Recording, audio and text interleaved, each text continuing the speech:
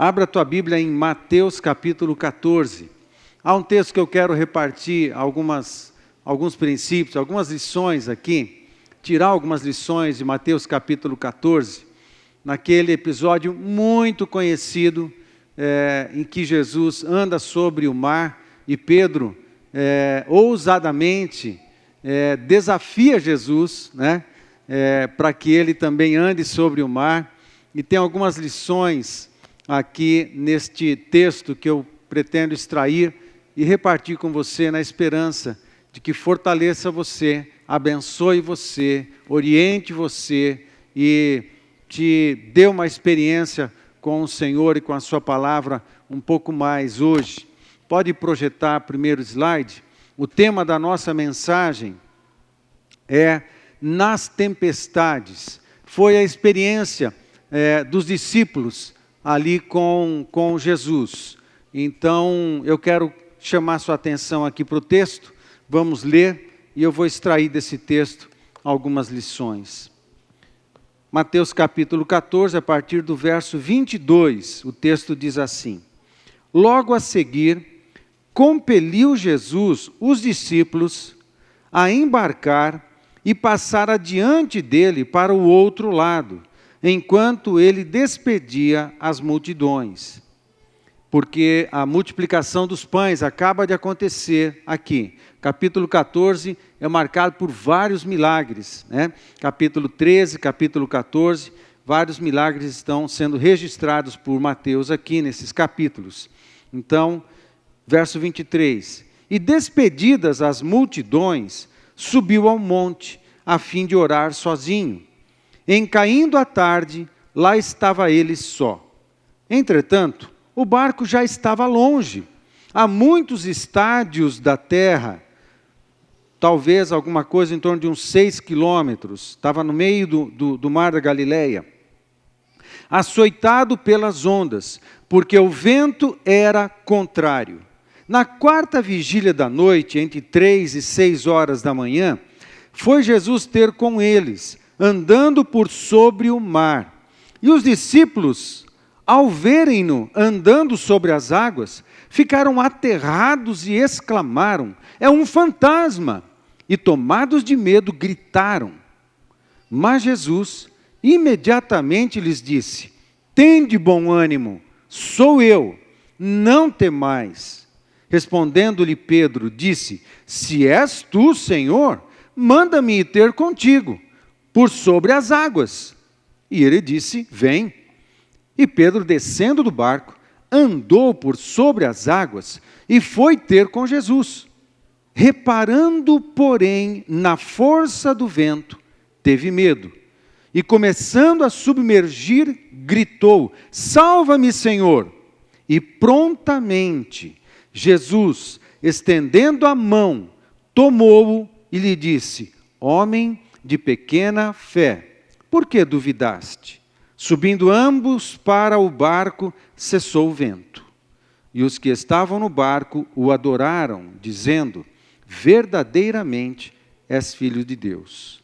Pai, no nome de Jesus, que a tua palavra, e esse episódio, esse momento tão importante, seja vivenciado, seja iluminado, que a compreensão desse momento tão importante, de maneira que o Senhor mesmo, Jesus, toque em nós, o Senhor mesmo nos abençoe, o Senhor mesmo abençoe a cada um de nós, no nome de Jesus, amém. Jesus, ele está no ministério da Galileia ainda, e a multiplicação dos pães aconteceu bem próximo da cidade de Cafarnaum.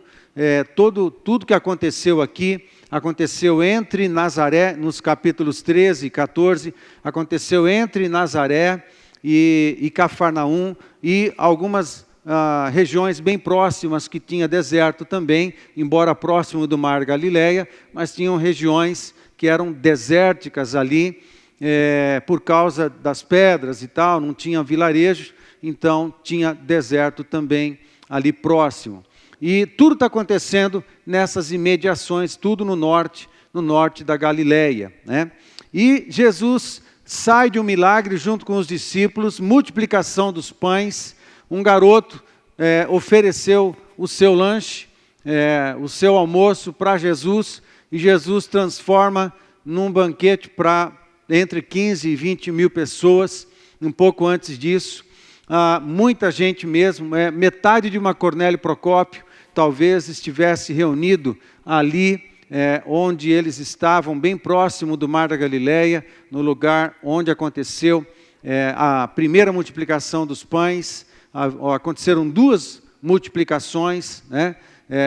Esta foi a primeira, um pouco antes do capítulo 14, no começo do capítulo 14, e Jesus acabou, já estava ficando tarde, já estava acabando o dia, perto das 6 horas da tarde, aquela multidão, meia Cornélio Procópio, talvez, alguns falam 5 mil homens, mas entenda, as famílias todas tinham filhos, e quando Jesus passava, saía todo mundo para ver Jesus.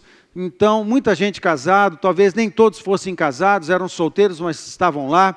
Mas a conta que a gente faz, que alguns estudiosos fazem, é que, supondo que tivesse 5 mil homens, alguns solteiros, a maioria casado, se levou a esposa e um filho, teriam pelo menos umas 15 mil pessoas, mas você tem que entender que a família de judeu nunca tinha um filho só, e quem tivesse 2, 3, 4, 5 ia também, e ia todo mundo lá para ouvir Jesus e para estar naquele ambiente onde muitos milagres aconteciam, muitas palavras de ensino aconteciam também. Então a conta que se faz é entre 15 e 20 mil pessoas. Já li alguns comentários dizendo que sim, era muito provável que tivesse até umas 25 mil pessoas ali. Eu não sei, mas pensa na metade da nossa cidade, metade de Cornélio Procópio, reunido num só lugar e comendo peixe e pão, e Jesus alimentando toda essa multidão. Acabou, já é o final da tarde, e Jesus dá uma ordem muito interessante para os discípulos. Ele fala para os discípulos irem para o mar, passa para o outro lado, que depois a gente se encontra. Jesus não dava todas as dicas, não, deu uma ordem e não combinou nada mais. Como que eles iam se encontrar, onde eles iam se encontrar. Jesus deu um comando, vai e obedece. O povo saiu, ele falou, vai na frente, que eu vou despedindo a multidão. E Jesus, eu não sei como, o texto não é claro, nenhum dos evangelhos é claro, Jesus foi despedindo essas 15, 20 mil pessoas, para que todos voltassem para suas casas. Aí já começou a noite, começo da noite, Jesus não foi para a terra onde eles iriam, né? Eles estavam no mar, e ele resolveu ir orar, e foi no monte ali naquela região, nas imediações, e foi orar, e orou até ao início, pelo menos, da terceira vigília, ou no final da segunda vigília. A terceira vigília é das 3 da manhã até as 6 da manhã, a noite era dividida em 4 vigílias de 3 horas cada, dia e noite, na conta que a gente faz aqui. A noite para nós às vezes começa às 10 horas da noite, 9, 8, é só escurecer, mas lá sempre a noite começava às 18 horas, ou o dia seguinte começava às 18 horas, né? Por isso a conta, quando Jesus ficou 3 dias, ele morre na sexta, ressuscita no domingo, e o texto diz que ele ficou 3 dias. Ficou 3 dias por causa dessa conta, na viração do dia já conta um dia, então deu 3 na soma. Portanto, Jesus está no final, lá pela terceira vigília, quarta vigília, terceira talvez ele tenha saído de orar, e na quarta vigília, ele vai para o mar agora. O Mar da Galileia, ele tem uns 13 quilômetros de largura por uns 21 de comprimento. E é possível que esse barco estivesse no meio de uma tempestade, exatamente no meio do Mar da Galileia, e no meio significava, no meio, largura, né? Porque ele estava no norte. Então, talvez esses estágios que o texto fala, dariam talvez em torno de uns 6 quilômetros de distância da margem. Então, o barquinho estava lá no meio. E Jesus saiu da montanha, saiu andando por 6 quilômetros no meio da tempestade. Você imagina Andando no deserto é uma coisa, andando no asfalto é uma coisa, andando na areia, na pedra é uma coisa. Aí Jesus foi andando no mar, em tempestade, mais ou menos uns 6 quilômetros, né, até que chegou na quarta vigília, se apresentou à distância. Os discípulos viram aquela situação absolutamente estranha, esquisita, ficaram amedrontados. Eles não estavam amedrontados nesse momento por causa da tempestade, porque eles eram pescadores naquele lago e conheciam muito bem as tempestades que aconteciam lá no mar da Galileia, e eles estavam lá no barco mesmo assim, já na quarta vigília, sem conseguir dormir, porque estava no meio de uma tempestade. Mas quando eles viram Jesus, não reconheceram Jesus, e o escuro, e ficaram amedrontados e gritaram. O texto é muito claro, em português, no original também, o pavor que eles ficaram. E assim que Jesus vê que eles estão em pânico, ele já logo se apresenta. A palavra que ele usa aqui, imediatamente, no verso 27, imediatamente. Essa palavra imediatamente é muito interessante, significa, ela tem uma raiz que é tel, né? Esse imediatamente, assim que ele viu o pânico das pessoas, ele se apresentou. Amém, gente? Ele se apresentou. Ele falou assim: tenham bom ânimo, viu? Eles em pânico, tenham bom ânimo, sou eu, não tenham medo. Uma afirmação, uma negativa, e ele no meio, sou eu. É muito interessante a construção dessas palavras que Jesus usou. A gente vai caminhar. Primeiro eu estou repassando a história para você, de uma perspectiva um pouquinho mais ampliada. E nessas circunstâncias, ele se apresenta, sou eu, ele se identificou.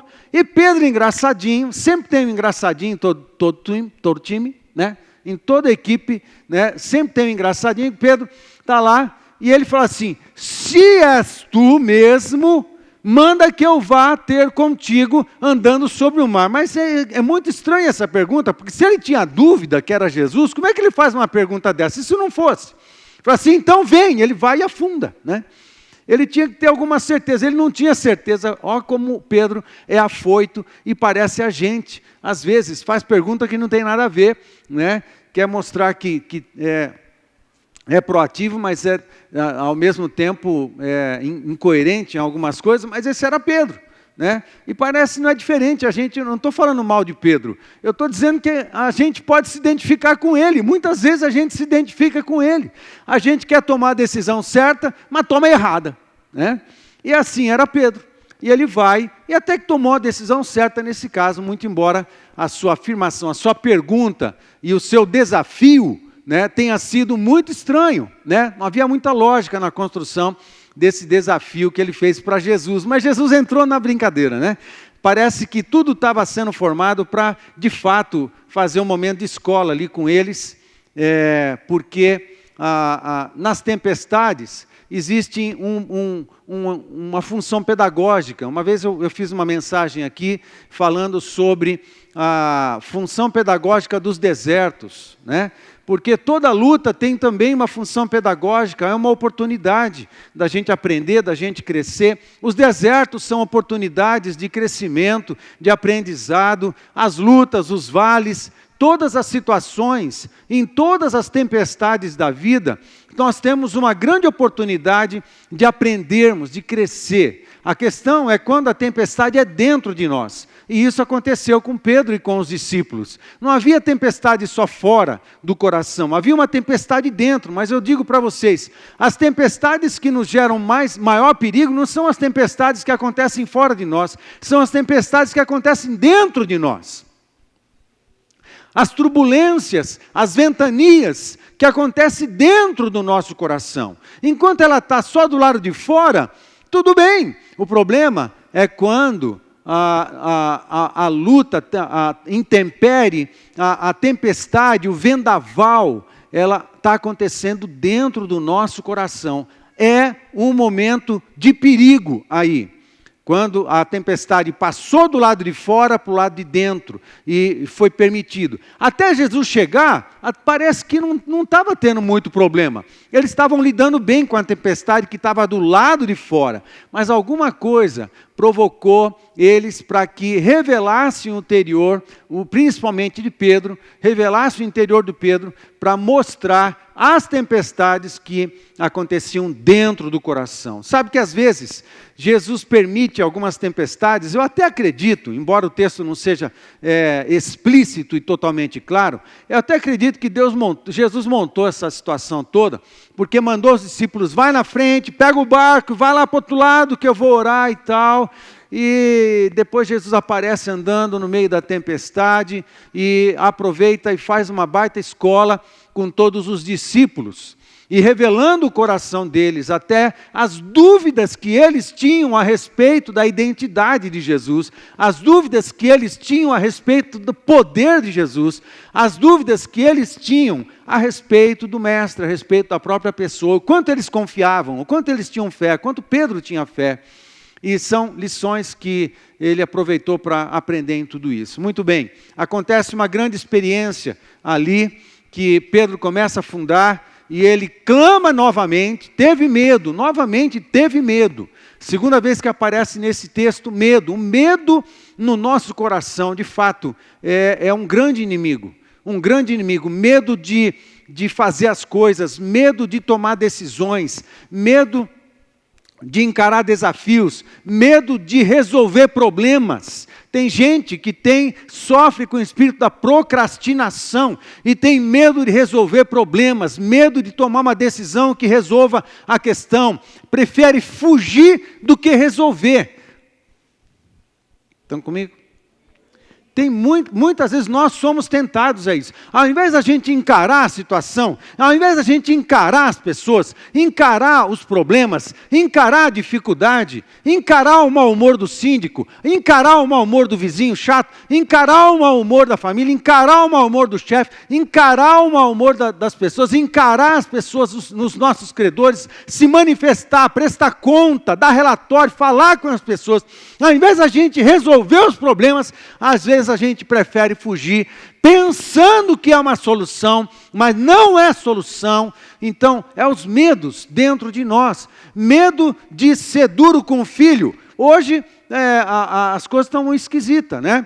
Hoje, se um pai é um pouquinho mais duro com o filho, e alguém vê, é capaz de fazer uma denúncia, e é capaz de receber um processo. Gente, as coisas estão muito estranhas. A coisa é muito estranha. Está muito esquisita. Filho precisa de disciplina, filho precisa de educação, filho precisa de ensinamento, o filho precisa de correção. Se isso não acontecer, ele vai crescer sem referência, sem parâmetro. Vai sofrer e vai fazer a família sofrer. Os filhos precisam de correção. Cadê os filhos? Cadê as crianças? Pode levantar a mão, viu, Vitória? Levanta. Isso. Quem é filho? Quem é filho? Isso. Meus queridos, fica de mãozinha levantada aí. As coisas mais tremendas que podem acontecer na sua vida, da parte do seu papai e da sua mamãe, é quando eles corrigem vocês por alguma coisa errada que vocês fizeram. Quando o papai e a mamãe corrigem vocês, é porque ama vocês. Aceita a correção do papai e da mamãe. Aceita. E não vai com essa onda que você ouve com os amiguinhos fora na televisão ou na escola, que ninguém pode... Teu pai pode corrigir você sim. É lógico. Eu não estou falando de exageros, gente do céu. Eu não estou falando de exageros, eu não estou falando de desequilíbrios, eu não estou falando de uma disciplina além da conta, eu estou falando de correção. Como Deus corrige a gente. É sempre com amor, mas que Deus dá umas lambadas na gente de vez em quando dá. E não vem que não tem que dar mesmo. Mas tem que ter correção, tem que levar, e às vezes isso é necessário. Pais com medo de corrigir seus filhos, porque os filhos estão numa geração que parece que eles querem se impor contra os pais. E os pais ficam intimidados. Que coisa mais estranha é essa? Um tempo em que os pais ficam intimidados diante dos filhos? Medo de se posicionar.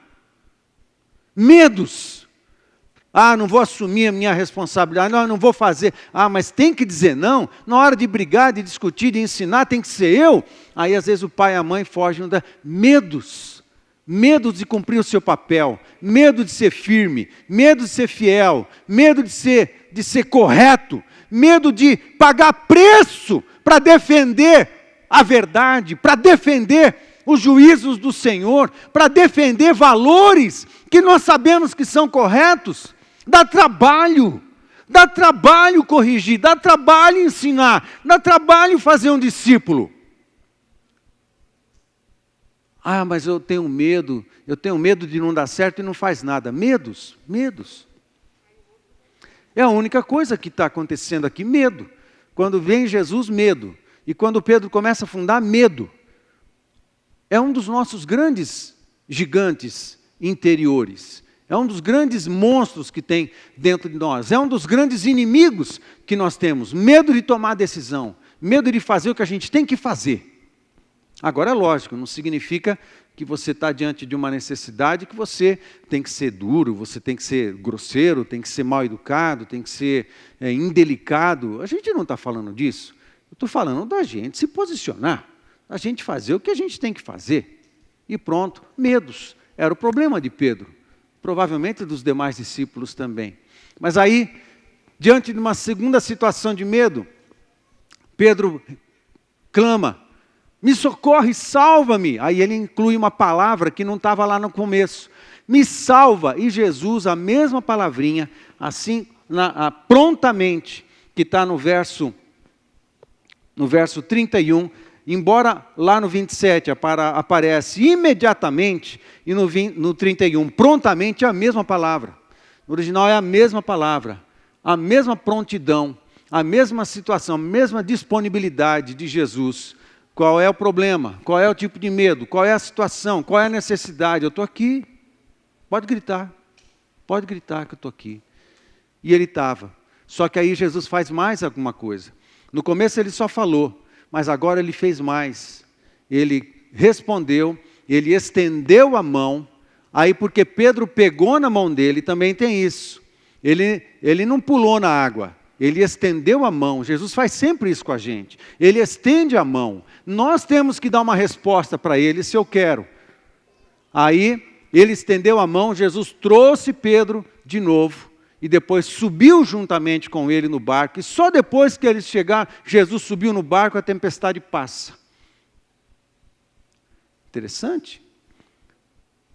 Ele não deu ordem, porque no capítulo 8, também está registrado de Mateus, uma tempestade ali. Naquela tempestade, que Jesus dormia no barco, no capítulo 8 de Mateus, ele deu uma ordem à tempestade, e ela cessou. Isso também está registrado em Marcos capítulo 2, o momento em que Jesus dá ordem à tempestade. Às vezes, Jesus dá ordem à tempestade. Muitas vezes, nós podemos dar ordem à tempestade. As tempestades que acontecem fora de nós, e também nas tempestades que acontecem dentro de nós. Mas nesse momento, Jesus não deu ordem para nada.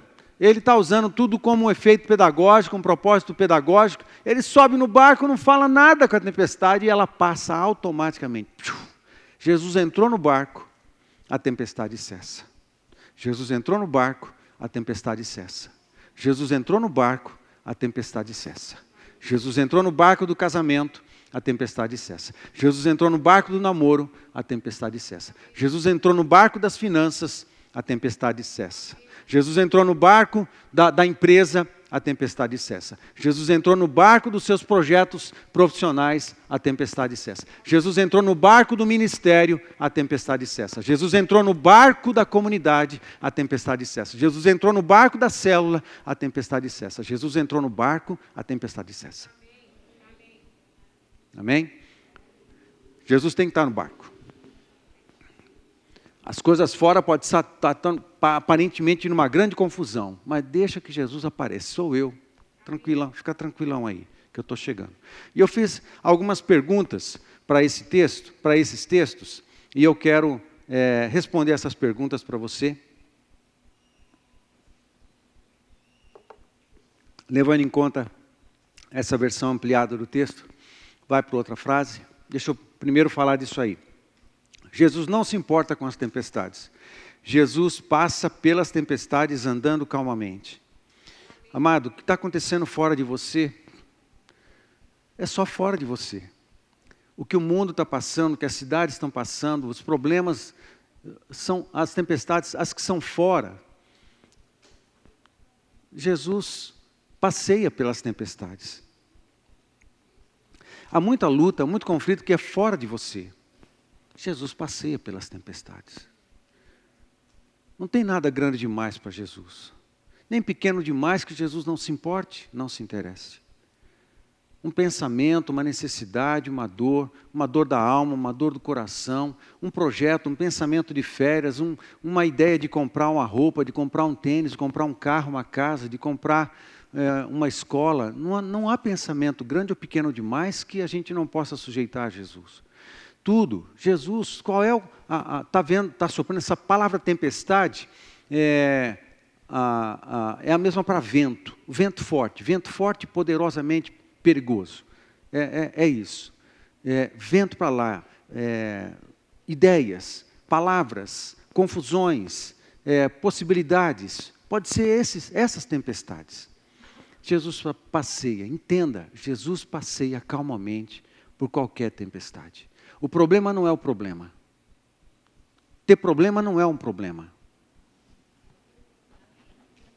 Ter problema não é um problema. O problema é se você se intimida com o problema. Se você não se posiciona diante de um problema, diante de uma tempestade. A tempestade em si não significa nada. Se você se manter firme. É como você lida. Porque quando a gente entrega a vida para Jesus, alguém fala para a gente assim, agora você não vai ter mais problema. Isso é verdade? Não. Quando a gente apresenta Jesus para as pessoas, a gente geralmente fala assim, olha, você ia para o inferno, agora você vai para o céu. Você estava órfão, agora você tem pai. Você tem uma família de Deus, você tem uma herança e tudo de graça. Agora tem uma coisa, a salvação é de graça. Agora andar com Jesus vai custar tudo na sua vida.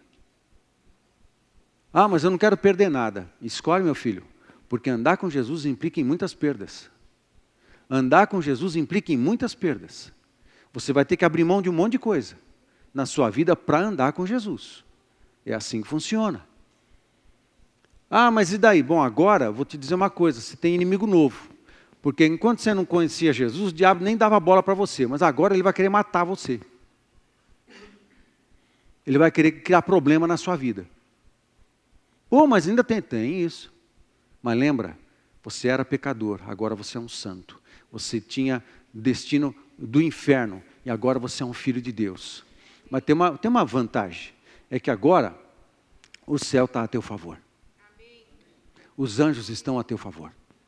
O Espírito Santo está a teu favor. Jesus está a teu favor. E Deus que é Pai, cuida dos seus filhos. Deus Pai está a teu favor. A Trindade está a teu favor e todo o céu está a teu favor. E você ainda tem uma família de Deus que está lutando as mesmas lutas e a gente já tem uma promessa de vitória sobre todas as lutas que a gente entra. Quer melhor que isso? Você entra para a Olimpíada com a promessa de que vai sair com ouro? Você vai ter que lutar, vai ter que jogar. Aliás, a boxeadora de madrugada que perdeu para a holandesa não valeu aquilo, né? Eu acho que a brasileira ganhou, mas deixa para lá, isso é outra história, né? Mas tudo bem. Mas é assim, você entra nas guerras já com a vitória garantida, essa é a diferença. Mas você tem Jesus, Jesus está com você. Agora que você vai ter que lutar, você vai. Você vai ter que, andando com Jesus, você vai ter que lutar lutas que você não lutava antes. Mas agora você vai ter que lutar. Só que você tem a promessa da vitória. Amém, amém, gente? Amém. É assim que funciona. Mas Jesus está nas batalhas. Jesus está nas tempestades. Ele não se isenta. E quando ele entrou, olha que interessante. Ele entrou andando 6 quilômetros em tempestade e vendaval no mar. Ele podia ter parado antes, a tempestade. Falou, tempestade, diminui aí para eu andar melhor. Ele fez isso?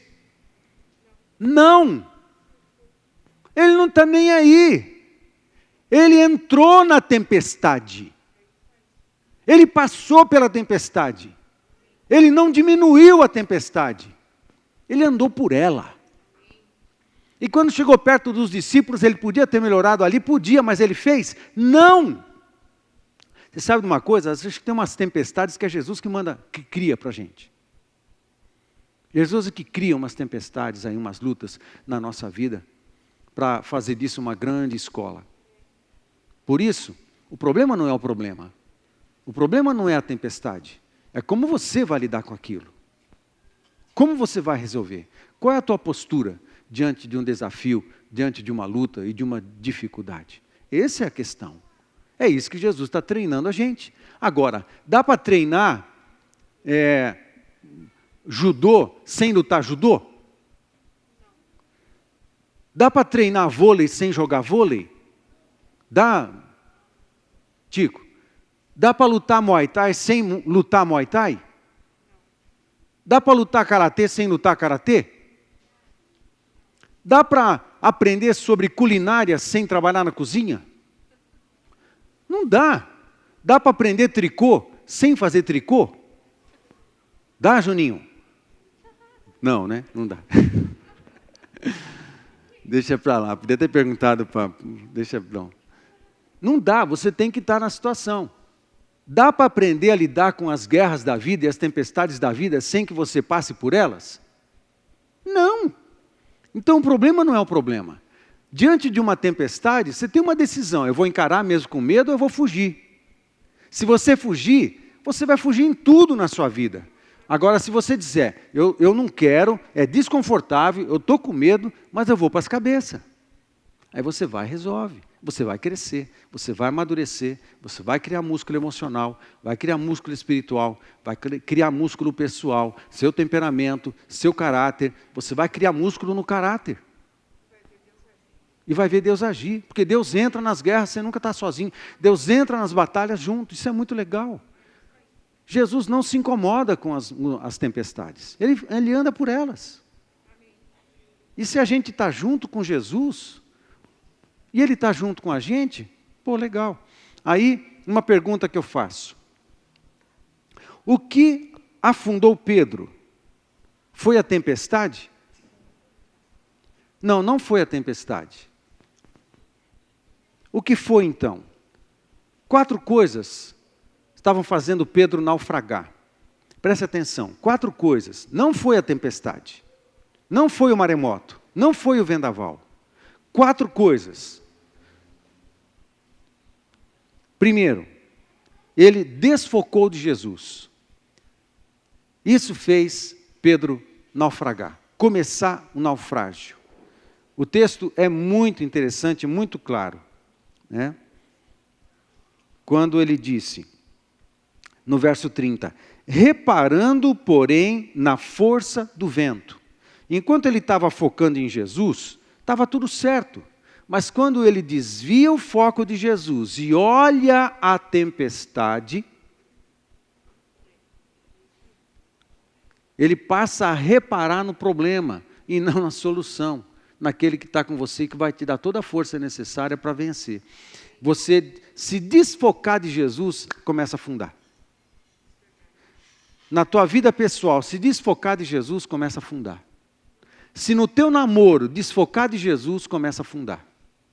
Se na tua vida espiritual desfocar de Jesus e focar só no ministério, começa a afundar.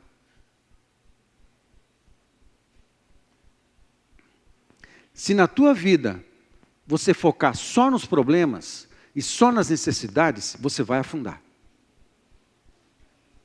Você tem que focar em Jesus. No meio da tempestade, foca em Jesus. Segunda coisa que fez Pedro afundar, o medo. Aí fala das lutas interiores, porque as tempestades revelam o nosso interior, revelam os nossos medos, revelam o nosso caráter, revela o nosso posicionamento, se a gente é firme nos nossos valores ou a gente é frouxo, ou se a gente vai para as cabeças ou a gente procura a porta de saída, né? Vamos fugir para algum lugar, uma situação, e não encara os desafios e as necessidades e tal. Os medos. As tempestades revelam quem a gente é. Não tem nada melhor para revelar de fato quem a gente é do que um probleminha. E quando isso acontece, é uma grande oportunidade para a gente ser aperfeiçoado. Uma terceira coisa que faria Pedro afundar. Pouca confiança, porque Jesus fala, depois que pega Pedro e resgata ele fala assim, homem de pequena fé, ou pouca confiança. Aí, amado, é muito interessante isso, porque, entenda, Jesus não perde a viagem. Às vezes a gente acha o seguinte, estou passando uma dificuldade, por que Jesus não me ajuda? Senhor, me ajuda! Aí Ele ajuda, e só Ele me ajuda, mas às vezes eu estou na dificuldade porque Deus está tratando várias coisas dentro da minha vida, valores errados, tá? Crenças equivocadas, conceitos equivocados, um caráter que ainda não está devidamente cristificado, uma tendência para a fuga, uma tendência para a autojustificativa, uma tendência para transferir responsabilidade para os outros. Diante de um problema ou uma necessidade, essas coisas todas em nós precisam ser tratadas. Mas eu estou diante de uma necessidade de socorro, aí Jesus me socorre, mas eu não quero tratar essas coisas. Não é assim que Jesus trabalha. Quando Ele te socorrer, saiba, Ele vai querer tratar o teu coração também. Aí não dá para fugir. Aí cria uma outra situação difícil. Por quê? Jesus, eu só quero, como se a gente falasse assim, Jesus, eu só quero que o Senhor me livre dessas dívidas, mas eu vou continuar devedor, inadimplente quanto às ofertas, inadimplente quanto aos dízimos, inadimplente quanto à consagração da minha vida, inadimplente quanto ao altar de Deus, inadimplente quanto às minhas orações, inadimplente quanto ao meu tempo a sós com o Senhor, eu vou continuar inadimplente com tudo isso daqui, mas eu quero que o Senhor socorre minhas dívidas para eu pagar minhas contas e depois eu começo tudo de novo. É assim que Jesus trabalha? Não, não é. Porque a hora que Ele resolver um problema, Ele vai salvar, Ele vai socorrer. Fala assim, ok, mas agora vamos tratar seu coração, filho.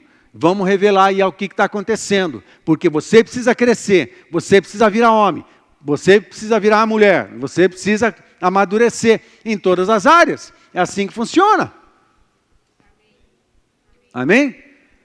A gente tem que permitir que Jesus trate a nossa vida. Ele nos socorre, mas Ele também nos trata. Ok? Pouca confiança. Ele estava tratando essa questão, Pedro.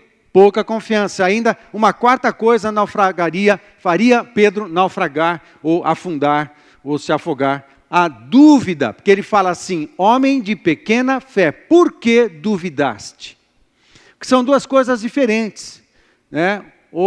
São dois problemas que precisam ser tratados separadamente. Pouca fé é questão de confiança, pouca confiança. Você sabe que confiar é uma questão de relacionamento, amém? Estão comigo? Você confia em quem você não vive, com quem você não convive, com quem você não conhece? Né? Chega alguém na oficina, André, você não conhece, fala assim, olha, conserta meu carro que eu vou pagar para você daqui 15 dias, e você não conhece o cara, você não te dá cheque, nada, confia em mim que eu vou trazer a grana daqui 15 dias, tudo certo.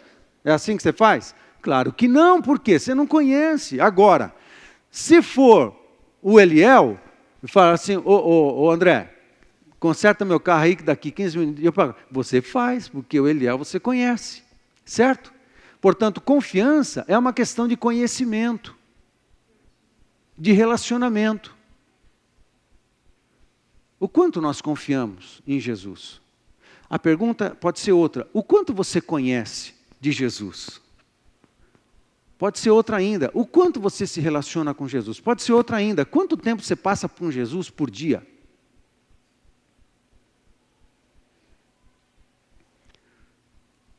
Quanto tempo você passa com Jesus por dia só para relacionamento? Pouca confiança? A confiança se desenvolve no relacionamento. Amém, gente? Vocês estão comigo? ok? Pouca confiança, homem de pouca confiança. Por que duvidaste? A questão de dúvida, a raiz da palavra dúvida aqui é a mesma de dúbio, ou seja, duas situações, duplo, duas alternativas. A pessoa que tem dúvida, ela é insegura com relação aos posicionamentos, ela não acredita totalmente, ela fica sempre ponderando o outro, fica ponderando, mas se, e se, e se, e se, tem sempre um se, mas com Jesus não precisa. Por que duvidaste? Você não confia em mim? Talvez você não me conheça muito. Isso tanto é verdade que no final, os discípulos, quando Jesus entra no barco e a tempestade cessa, os discípulos falaram assim, verdadeiramente tu és o Filho de Deus. Ué, qual era a dúvida disso? Eles tinham dúvida com relação a quem era Jesus. A dúvida. Parece que é a opção, há sempre uma outra opção. Jesus e uma outra opção. A santidade e uma outra opção. A obediência e uma outra opção. Ok? Namoro. Vai para casa mais cedo para não dar ruim, mas tem a opção de ficar um pouco mais.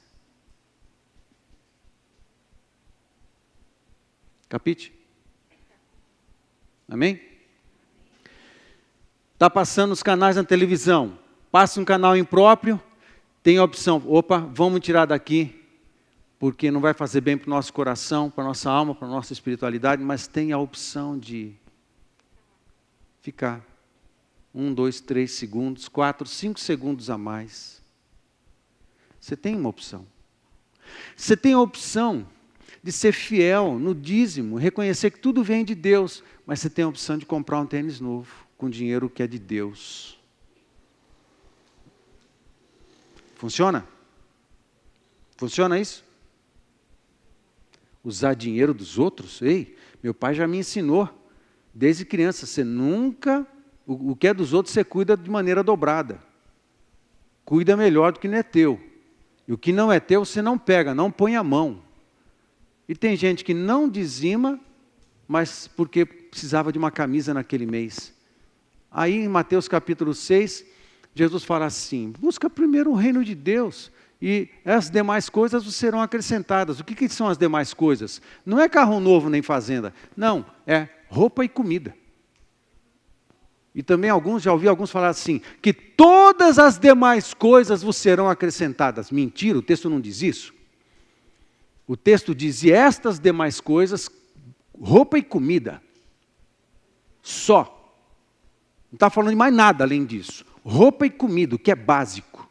O que é básico e é fundamental. Aprenda a ter um coração simples, a uma cabeça simples, a uma vida simples. Que quem sabe administrar com fidelidade os recursos que Deus dá, Ele acrescenta. Se você for fiel no pouco, Ele te acrescenta sobre o muito. Sabe por que muitos de nós não recebem muito de Deus? Porque não conseguiu ser fiel no pouco que Deus deu. Vocês estão comigo, gente? É simples assim. Dúvida, porque tem sempre uma outra opção. O tempo de orar, mas eu tenho a opção de ver um filme da Marvel. Thor, Ragnarok. É legal esse filme. Mas não na hora de orar, gente. Por favor. Por favor. Lê a Bíblia e assistir a série do Loki. Gente, cada um na sua hora. Aí dá tudo certo. Amém, gente? Perguntas. O que afundou Pedro? Não foi a tempestade. O que nos afundaria não seriam os problemas da vida. Seria a nossa falta de posicionamento. A nossa insegurança, nossas dúvidas. A usar sempre a outra opção. Amém, gente? Sempre a outra opção. Não usa outra opção. Usa a única. Usa a opção de Deus. Usa a opção da palavra. Aí dá certo. Vamos seguir. Quando Jesus agiu? Muito interessante. Outra pergunta. Quando clamaram por socorro. Amém? Amado, quando que Jesus agiu? quando clamaram por socorro. É complicado? É complicado, gente? É simples. Você está diante de uma necessidade, creia. Creia, Jesus está pertinho. E Ele está prontamente, imediatamente, pronto a responder ao teu pedido de socorro. Amém? Você pode dizer um amém a isso? Amém? Jesus está imediatamente e pronto a atender o seu pedido de socorro. Tem que confiar nele. Outra pergunta, o que Jesus fez? São 6 coisas que Ele fez, eu quero ler e vou finalizar. Imediatamente e prontamente. Primeira coisa que Jesus fez, liberou palavra de ânimo. Na primeira situação, quando Ele estava no mar, os discípulos amedrontados, em pânico no barco, Ele libera uma palavra. Muitas vezes é assim que começa com a gente, Ele libera uma palavra para nós. E a palavra que Ele liberou para eles foi, tende bom ânimo. Aquele que é a própria vida, liberou uma palavra. Aquele que é a própria vitória, liberou uma palavra. Aquele que trouxe à existência todas as coisas pela palavra do seu poder, liberou uma palavra. Aquele que é a palavra encarnada, liberou uma palavra. O que vai acontecer? Virá à existência o que Ele está falando. Quando Ele disse, tende bom ânimo.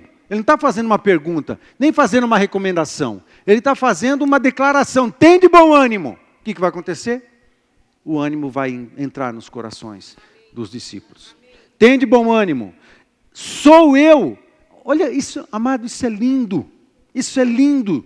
Sou eu mesmo em mim. Sou eu que estou aqui, sou Deus. É a mesma expressão que lembra o eu sou do Antigo Testamento. Sou eu estou aqui. A tempestade não é nada porque eu estou aqui. A luta não é nada porque eu estou aqui. A necessidade não é nada porque eu estou aqui. Sou eu. É Jesus. E Ele avisa isso. Ele começa tratando os nossos valores. Ele não fez a tempestade parar. Ok? Ele não fez a tempestade parar. Então a primeira palavra que Ele libera era para acalmar a tempestade do coração. Amém. Arruma por dentro. Se arruma por dentro primeiro, deixa a tempestade lá de fora que na hora certa ela para. Amém. Se arruma primeiro dentro do teu coração. Sou eu estou aqui, eu estou perto, entenda isso, eu estou perto. E onde eu estou, onde Jesus está, aí não tem para ninguém, está tudo certo. Terceira declaração, não temas. Aí é uma negativa, não temas, ou seja, tem de bom ânimo, é uma afirmativa. Ele está dizendo, eu vou entrar com ânimo dentro do teu coração. Sou eu, Ele é o meio, é o equilíbrio. Aí a terceira declaração é para retirar do coração. Na primeira Ele coloca ânimo, na terceira Ele tira o medo. E Jesus é o centro, sou eu que estou aqui, eu estou aqui no meio. Eu coloco ânimo, eu tiro o medo, sou eu que estou aqui. Amém?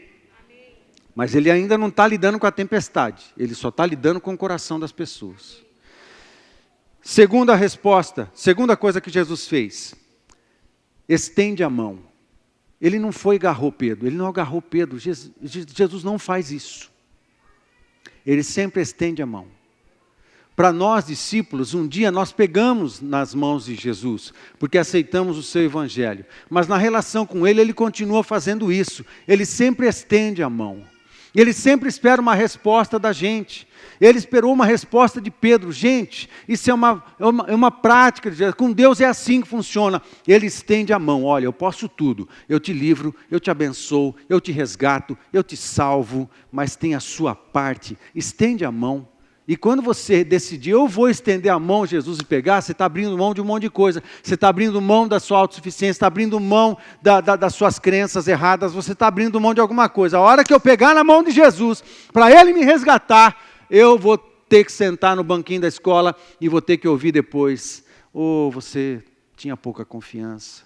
Vamos tratar na sua vida pouca confiança? Você teve dúvida, vamos tratar na sua vida as dúvidas para você ser mais firme comigo? Amém, gente? Ele estende a mão. Entenda. Tem a nossa parte. Sempre tem a nossa parte. Terceira coisa que Jesus fez, tomou-o. Isso é muito legal. Quando a palavra tomou, quando Pedro agarra na mão de Jesus, a palavra tomou significa que ele trouxe para si. Oh, como isso é gostoso. Como isso é gostoso. Trouxe para si, agarrou. Significa agarrar essa palavra também. Pegou Pedro, ó, só estenda a mão. Eu quero você aqui, mas vai, faz a tua parte. Abre mão de algumas coisas aí que a gente vai tratar. Parte. Isso, quando ele pega, aí Jesus traz. Isso. Agarrou Pedro. Trouxe para si. Pôs pertinho do coração, pertinho de Jesus. Amado, ele faz isso com você. Se você estiver passando alguma luta hoje, alguma luta na sua vida nesses dias, Jesus quer fazer isso com você, Ele quer agarrar você, quer trazer pertinho do coração, pertinho do peito, quer apertar e falar assim, pode deixar, vem comigo, pode deixar que eu cuido. Amém, amém, gente? Amém. Eu cuido de você, deixa Jesus te agarrar, mas dá um passo, estende a mão e deixa Ele agarrar você. Amado, isso é tremendo. Outra coisa que Jesus fez, quarta coisa que Jesus fez. Ele ensinou e corrigiu. Foi quando ele teve que tratar Pedro das coisas que nós já mencionamos. A quinta coisa, ele entra no barco. Ele entra no barco. Deixa ele entrar no barco. Mas deixa ele entrar no barco e tomar conta de tudo. Não de algumas coisas, de tudo na vida. Aí, você fala assim, mas pastor, eu estou trabalhando, eu tenho que trabalhar, eu tenho que cuidar da minha empresa, eu tenho que fazer as minhas coisas. O que é entregar tudo? Eu tenho que trabalhar, ganhar dinheiro, ganhar meu salário no final do mês e fazer as minhas coisas, as partes que são minha responsabilidade. O que é entregar tudo e tal? É o meu emprego. Ah, mas foi Deus que me deu? Eu fui lá que entreguei o currículo, eu que falei com as pessoas. E consegui essa porta aberta, eu que bati na porta, ela abriu, e eu entrei. Foi Deus que me deu ou fui eu que consegui? Quem já teve essas? Puxa, só eu tive. Vocês são bons demais. Melhores do que eu, muito melhores do que eu. Eu tinha uma empresa em São Paulo. Alguns já conhecem essa história, vou falar de novo. Eu tinha uma empresa em São Paulo e a renda da empresa me ajudava no ministério, porque a igreja que a gente pastoreava em São Paulo não supria todas as nossas necessidades familiares e tal, então a gente cooperava, a gente trabalhava no ministério e trabalhava na empresa. Aí um dia Deus pede a empresa, dá a empresa para mim, mas que era uma corretora de seguros. O que Deus vai fazer com uma corretora de seguros? Nada, Ele só está pedindo a empresa. E eu entreguei a empresa para ele no ano de 99. No começo do ano de 99. Entreguei a empresa para Jesus e entregando para uns técnicos que trabalhavam comigo e eram funcionários nossos na corretora. E entreguei a corretora para eles. Entreguei e fui trabalhar exclusivamente no ministério. Aquele ano foi terrível, porque as finanças na igreja, muita gente foi mandada embora, e as entradas na igreja caíram assustadoramente, e na empresa, e eu fiquei sem a renda da empresa e sem a renda da igreja também, porque a igreja não conseguia pagar salário. Nós ficamos e trabalhamos até o final do ano de 99. Quando acabou o ano de 99, eu fui obrigado a pegar a empresa de volta, porque a pessoa para quem eu dei a empresa estava fazendo coisa errada, e eu fui comunicado e eu precisei pegar a empresa de volta. Quando eu peguei a empresa de volta, nós oramos e entramos numa crise, que demorou alguns meses, uns 2 meses, para Deus responder para a gente. Porque, Deus, o Senhor pediu, eu dei, agora eu tenho que pegar de volta, eu não estou entendendo. Aí, eu, na luta, falei, Deus, eu quero viver integralmente no ministério. Deus, eu não quero essa empresa. O Senhor pediu, eu entreguei. O que o Senhor está fazendo? Eu não estou entendendo o que o Senhor está fazendo.